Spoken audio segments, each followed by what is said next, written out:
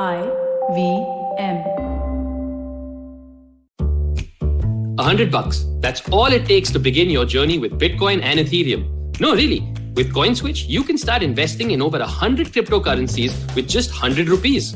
On top of that, there are zero charges for deposits and withdrawals, so you can trade, buy, sell, however and whenever you want. All of this, plus their extremely intuitive interface, makes CoinSwitch the perfect app for beginners in the crypto space.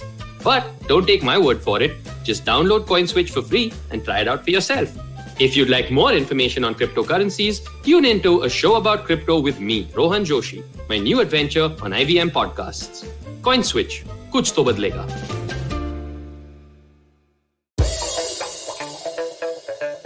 Here's your smart fact of the day. I did an episode on stand-up comedians very recently wherein I was talking about what we can learn about stand-up comedians, which we can apply to work as well as life. And my show's producer, Jhalak Shah from IVM, just told me off. She said, how can you not mention any stand-up comedian as a she?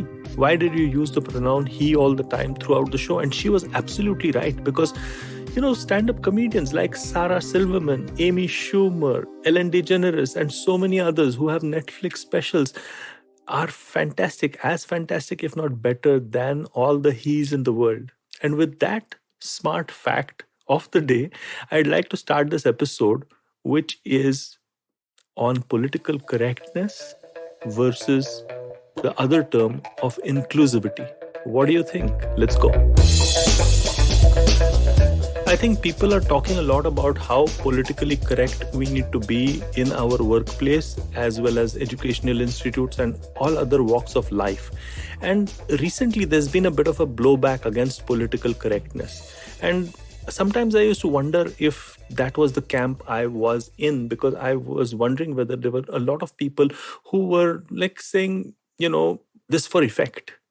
But I have happened to have a deep think on this subject, especially after Jhalak told me off. But the fact is that political correctness is there for a reason. And I was just exploring that reason a little more when I was looking at the world around me. And in the world around me, I saw both the camps, right? The first camp of political correctness, or rather the people railing against political correctness, were the ones who were saying a lot of stuff, which was like because they were, being pushed back by people who were saying, this is not on. You should be looking at pronouns like he, she, they. And their argument essentially is that, things are getting on a little too far. And I don't think we should be like castigating anybody just because, they are not specifically, using these pronouns and the rest of it. And it made me wonder whether, there's a point to it. Now, I do know that this is abused by a lot of people who just try to make a point in any cocktail party and just try to show how, in quotes, woke they are. But the fact is that political correctness exists for a reason. And the reason is that a lot of these guys, and that includes me, do not really understand the privilege that we get and we are actually accepting without really realizing that we are privileged. And then we are making comments about, minorities, because the issue is about minorities. When we look at, us railing against political correctness in the workplace, we are actually railing against minorities, so therefore we are railing against diversity in a workplace. Now you might say, hey, come on, there's equality of opportunity, and equality of outcome is not equal to equality of opportunity. So let's kind of examine that a little more. When a lot of people who are railing against political correctness, especially against minorities, they're talking about, the fact that political correctness means that I'm supposed to use these pronouns just because it is the right thing to be done. And therefore, everyone feels sure and everyone feels equal at the table. The equality of opportunity is what people talk about. They say, hey, everyone's got equal opportunities. The outcomes may not be equal based upon your merit and the rest of it. But they conveniently forget that everyone has a different starting point to the time that they come to the table. I mean, a lot of people have struggled, slogged, and worked their asses off to come to the table, and some people have had it relatively easy, and nobody can predict who's had it easy and who's had it difficult. And it's quite possible that somebody who does look privileged actually has had a pretty rough ride to that table that we are talking about, that metaphorical table. But it's quite likely, more likely than not, that people from minorities have had a rough ride. So, if there is a way in which we can acknowledge that rough ride by actually changing the way in which we address people, either by, pronouncing their names the right way, or addressing them the right way, or even not cursing, well, all of it probably goes to make a difference, is what I've realized over a period of time. Of course, not just Jhalak, but my two kids have also, schooled me quite a bit. They are daughters, and they're daughters of mine, and they're doing some phenomenal work on their social media through Instagram and TikTok, and they have very strong views, which are quite balanced, by the way, on such matters. And what I've realized is that when you have a dialogue with people who are talking about the other camp, which is inclusivity, we tend to just take their words at first instance without really having a dialogue with them. So you don't really know where they're coming from. And I think where they're coming from is a request for acknowledgement as well as respect. And these two qualities are things that perhaps we need to, on the other side, work a little harder at. Political correctness or incorrectness aside, I think the term that we should be looking at of the other side of the equation is inclusivity. And when I'm using workplace examples, I don't mean to not talk about the rest of life, but I think I wanted to make it as specific as possible and as workable as possible for us to look into the matter. So, which is why I was talking about workplace scenarios. In fact, in my life as a teacher, let me give you a very different example about my learnings of inclusivity. As a teacher, I used to, feel very free with the way in which I spoke in class, and I still do. And I have a lot of fun when I'm teaching my students in class, and we make a lot of fun about the world in general. And that's all well and dandy, especially when there's face-to-face contact and the students know you. But it's quite likely that it does not translate too well on Zoom, because you really don't know the person that you're talking to when it is a sort of an interface like Zoom that you're having your classes on. And I learned this in a very different manner when I was teaching an online course. And it was a large course, more than 100 people were there. And I did curse a lot. Okay. And I still do curse a lot, but way lesser than what I used to. And when I was, in one of my lectures and I was in full flow, I would say, in quotes, there was one lady who said, "Hey, can we just not use bad words in this particular lecture, because I've got a kid and he's next to me when I'm learning this." And that stopped me in my tracks, because I just realized, oops, I made a complete ass of myself. Clearly, this is a situation wherein these are not the typical students that you'd meet in a classroom, but these are working professionals who are kind of putting a stop to the rest of their life and families and listening to this teacher share some knowledge with them.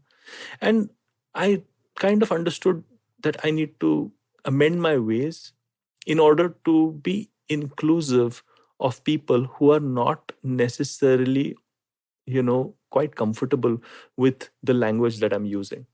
Now, compare and contrast that to the CEO of some big time Silicon Valley company who said that, "Look, I curse in the workplace. I don't care about that, because cursing signifies passion, and cursing signifies, a different level of intensity. And I encourage that with all the team that is working with me. And if somebody has a problem with that, well, then, don't work with me." And I kind of found that a little arrogant. Actually, data does prove that if you are, cussing away, it is quite likely that you are connecting to a different part of your brain. And it's quite likely that it does have a positive impact if that is your thing, on your performance.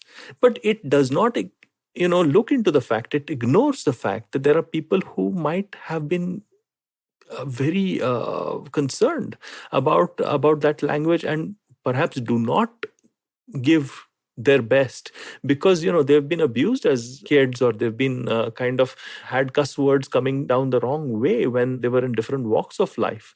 So we don't know how people's lives have panned out, and it's quite likely that that particular CEO and other CEOs like him and are going to look into something like this and regret the fact that they have not got the best out of people who are around the table. Again, the metaphorical table comes into picture. It is essentially a moot point, but it still needs to be said. Diversity includes people who have not led lives like you. So they are going to be upset, and they might have different value systems than you. And if you want the best of intelligence to help support you in your endeavors, it is better that you look and examine at the way in which you can make them feel comfortable rather than yourself feel comfortable all the time. And I think therein lies the rub. Therein lies the rub. So to all those people, and to me as well, I say, if you want the best out of your team, and if you want the best out of your partners, and if you want the best out of your friends, and if you want the best intelligence coming your way, and if you want to be included in good conversations, be inclusive yourself. Why not make yourself a little uncomfortable by being politically correct, in quotes, in an effort to be a little more inclusive of people's lives that you do not know of?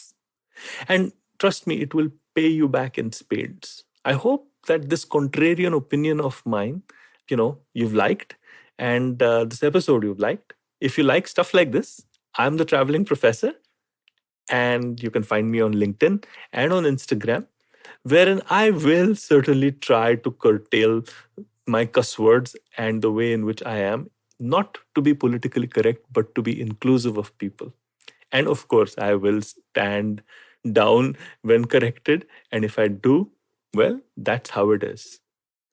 On that happy note, do listen to some IVM stuff as well. They've got wonderful, wonderful stuff going out, this month and this year. And they've been doing this for a long time. And cheers to that. Until next time then.